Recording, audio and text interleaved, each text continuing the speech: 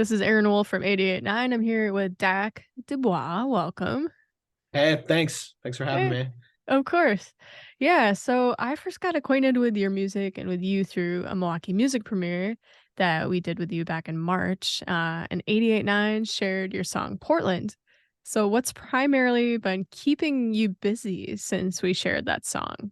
Oh man, a lot, I've been gigging quite a bit, and then producing for some other artists as well. And then I have an EP that dropped, that's a collaborative at the end of December called the MKE Project. And it's just got a ton of amazing features on it. That's pretty Yeah, much been it, I guess. Yeah. that's all good stuff. Yeah, we'll get into all that a little bit more in detail, but I would like to introduce folks to you in case they aren't familiar with you. You're originally from Oshkosh. Did you spend the majority of your life there? And is that where you started exploring playing guitar and getting into music in general? Yeah, for sure. Yeah, I grew up in Oshkosh. I think I moved out up to Appleton when I was like 18, 19. And just bartended for a long time up there. And yeah, I really started playing music. Just I started playing guitar at 11 years old, but I think I really started like gigging out and being a little bit more active in like the scene up there, probably like right before the pandemic happened. So yeah, I got my feet wet for a few months and then didn't play out for like a year and a half. And just kind of played in like jam bands and stuff, mainly as like a guitarist. I'm sure this aesthetic gives you jam band guitarist vibes. So but yeah, and then I once done that for a little while, I decided to move to Milwaukee and kind of pursue more of like a production side of things, and kind of I'd learned a bunch of other instruments and I wanted to start playing them in the studio. And so that was kind of the motivation. I wanted to get into the scene here because it seemed like it was a lot more inclusive and just cool with everybody kind of thing. Not that I'm trashing Appleton's music scene by any means, but it's a lot more diverse here, and I think that within diversity is really where scenes can flourish. Oh, absolutely. Yeah. And I know for a fact too, Appleton does have its own thing going on with Mile of Music and Yeah, college there. But yeah, I agree. Milwaukee is a step ahead. yeah, for And sure. yeah, for lots of reasons. From the get-go, were you always attracted to like the sounds of funk, soul, and psychedelia? Like who are some formative artists for you? Oh man, yeah, for sure. Honestly, like I feel like I grew up like a big indie kid. I listened to so many of like the Strokes and Arctic Monkeys and the Killers and stuff like that. And then I also, from like a young age, I had an obsession with like Jimi Hendrix. Oh, cool. I just like can't get Hendrix out of my head, like the Doors, Zeppelin, kind of all of that. And once I kind of got to my early 20s, I started listening to a lot of funk, like Funkadelic, Parliament, even like that early 70s kind of like soul, uh that genre. I really began to get a little bit obsessed with it in my like early 20s, and I just have never really not loved it. So that, and I've always loved like Dr. Dre and like West Coast hip hop of the early 90s, and I think that kind of, yeah, it kind of takes over a little bit too. Just like all of those genres together are weird when you put them together, but I feel like it's, all the music you listen to really bleeds through in like what you do, and it comes through your fingertips, where our brains are just like sponges for it. So Hmm. Yeah, I think like the through line with some of those things is rhythm basically with the yeah, anything with a good beat, right? for sure. Yeah, definitely. Yeah, yeah, totally. I have to ask, I'm sure you've gotten this question before, but how did you acquire your musical name? What's behind the duBois of Dak Yeah, duBois?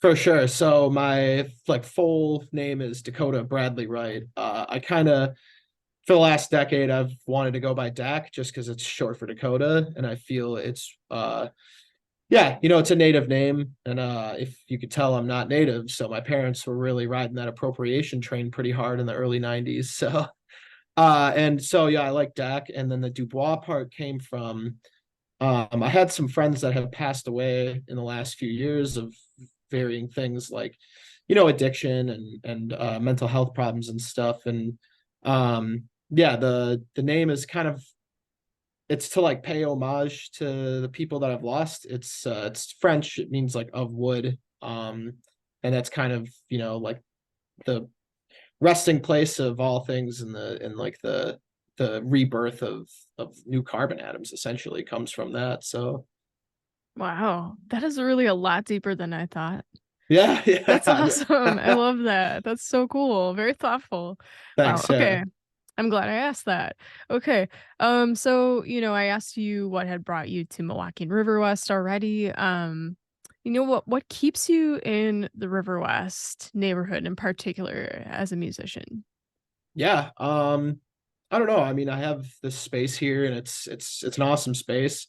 I don't think I'll ever be able to buy a house, but that's a different conversation for a different time. But I really like just how supportive and collaborative all the artists are in River West, and it's cool just being like a block away from so many other amazing artists, and just having the space to be like, hey, like come through, let's jam, man. Like getting together random people for jams are like one of my favorite things to do because I love jamming. It's just I can't get it out of me. Yeah, yeah. I mean, and in that same vein, like there's so many venues over there that are kind of in that same, set of thought. Like Linneman's, I think of immediately. They have the open mic night. They've always been open to musicians, just kind of, being a family base kind of for the River West neighborhood musicians. Yeah, for sure. I love Linnemans too, man. Like what they do for the Mhm. community is just it's amazing, man. Jim's such a nice guy, and he really knows what he's doing with that space. I mean, like the money he's and the time he's dumped into like soundproofing in there, plus how thoughtfully he put together like all of all of the speakers, the lighting, everything. Like, I don't know. I like working with Jim. He's like an engineer's dream, especially live. Mhm. He Yeah, knows what he's yeah. doing, man. Yeah. Like I'm not gonna question him at all. Like it's just he's so easy to work with. It's anybody that's that seamless to work with is just awesome. Yeah, yeah, it's so cool having like a neighborhood place like that you can just work with someone like Jim with ease, not only when you're at the space, but collaborating and booking and all that good stuff. So when you perform live, it's often with a rotating cast of local musicians, called duBois and Co. Is it challenging rehearsing with a rotating cast? Because I can imagine it'd be tricky, you know, all the moving parts. Yeah, yeah, yeah. Honestly, I really only like rehearse with my bassist. His name's Michael Sambar.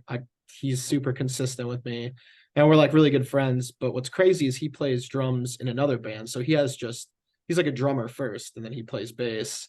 So he's super easy to work with. Like we will hang out for like 2 hours and just kind of like jam out and be like, oh, what kind of weird stuff are we might throw ourselves into for this gig? And usually we don't even do it that way, but I just rehearse with him, and then yeah, usually we don't really rehearse with the drummer or anything. We just kind of play it out live, and that improvisational feel is like so important to live music. I feel like I don't know. I don't want if I'm like bringing in other musicians, I'd feel like I'd feel so hard nosed if I was like, oh no, you got to play it like how I wrote it. Like no, Mm, if yeah. people want to hear that, they can listen to the records over and over again. I think that offering every show to feel a little bit different is like the most important part. Like everybody's an amazing musician that I get to play Mhm. with, and I'm really stoked about that. So I love Yeah. it when their personalities come through, and sometimes the best way to do that is to just kind of throw yourself out there.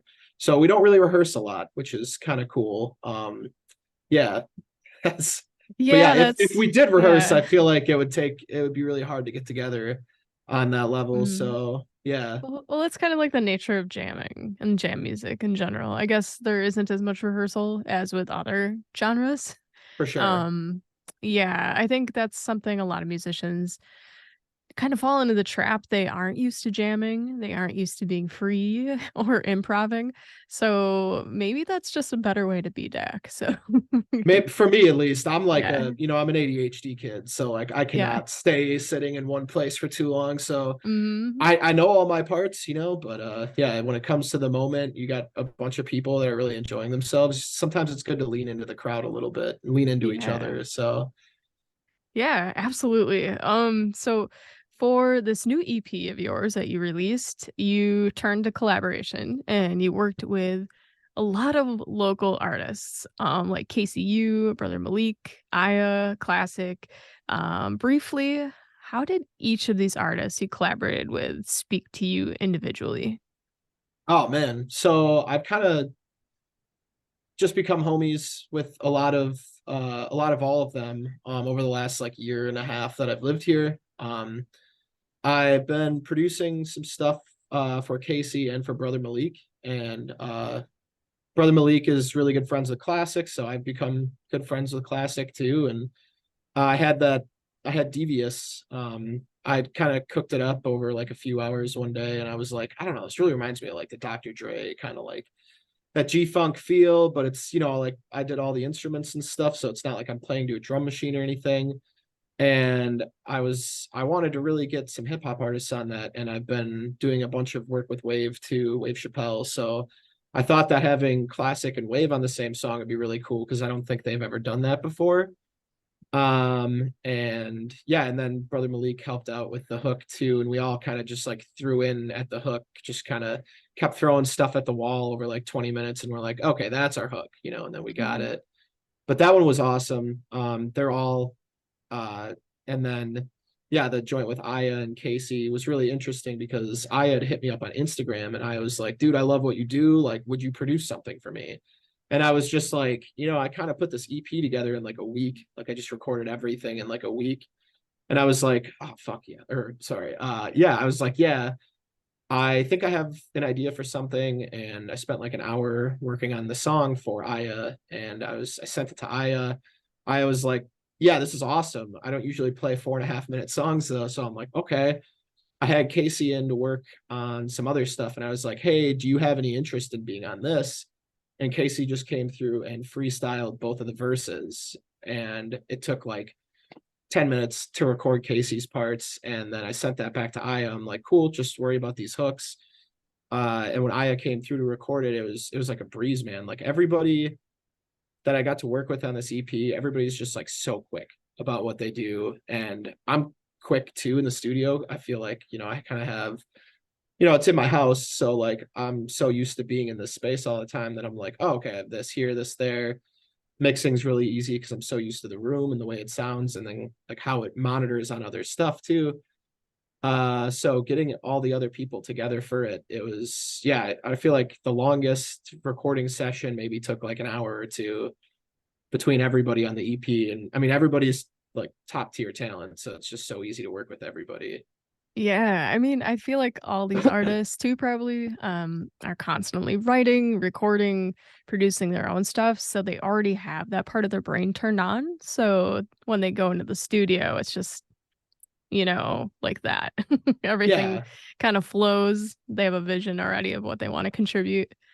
totally. So, Yeah. And yeah, like it was just like, playing with the band. It's like everybody's going to do it however they want to. And I think that that's like the most important part of like recording people is to just support them in that, and like I'm not going to I've been in a lot of different sessions in my life, and sometimes it can be like not the greatest environment. So when I have people through here, or I'm like even working on stuff myself, I think it's so important to just to support creativity in any way. Like who knows like where it's going to lead to, and I think this EP is a testament to it. Like it's really cool, I think it's like the coolest thing I've ever done at the moment. And yeah, and it's all props to the artists that came through on it too. yeah, yeah, totally. So speaking collaboratively versus independently, you do work predominantly collaboratively, but what has the experience been for you writing collaboratively versus independently? Maybe when you started out, and do you plan to expressly write collaboratively in the future, or do you think you might backtrack and do a little more solo soul searching in the near future after this? Yeah, so I think kind of what my plan is I'm looking at doing a second album where it's not going to be any features. It'll just probably be like another 8, 9 songs straight. It'll be like just my self-titled second album. Uh and I want to do another volume of the MKE project too and bring on other artists as well. And then I also just with working on stuff with Brother Malik and KCU, because I don't know if they are looking at doing EPs or full albums, but I'm here for it either way. Like they're super fun to work with, and they're homies, man. So like if we're already hanging out and we're just like screw it, let's record some music. I'm down, So but yeah, like definitely I want to do some more collaborative pieces, but I think another album is kind of on the horizon too from like the solo approach. Okay, cool. And before we went on the record here, we were talking a little bit about plans for the new year. And you're kind of like still figuring all that out. Do you have anything to share regarding the early months of 2024? What should fans look out for? I know I have a few shows and I think uh kind of like the way I want to go with some of these shows coming up with like the and co shows, like the full band shows is I'd love to get just more artists that I'm working with on board, and it'd be great to have these like collaborative shows where there's like 4 or 5 different artists on the bill, and me and my band are like supporting them, and giving them full band support, because it's hard to have full band support. It's a huge pain in the ass to like kind of sew through all those lines and stuff. So I'd love to help, people get that support if they're looking for it. And if I'm working on production and co-writing stuff with people too, I think that that's kind of like my take on it, upcoming 2024. But yeah, like I said, I mean, I know for sure I'll drop another solo album this year, and it'd be great to do another collaborative EP or two as well. We'll see how much time I have, but yeah. Okay. Yeah, yeah. All that stuff takes a lot of work. It's gratifying, but it's a lot of work and time. But okay, so wrapping up, can you tell fans and folks who are just new to you, where can they find this EP we've been talking about? What are all the details of your brand new collaborative work? Yeah, for sure. So yeah, you can find it on all of the streaming platforms. I mean, I'm not trying to like actively push those things at all. But yeah, definitely check them out on there if you have access to it and it's easy. If it's something you're into, come through to a show. I love getting to work some amazing rooms, and I don't know, I love seeing diversity in like in the crowd too.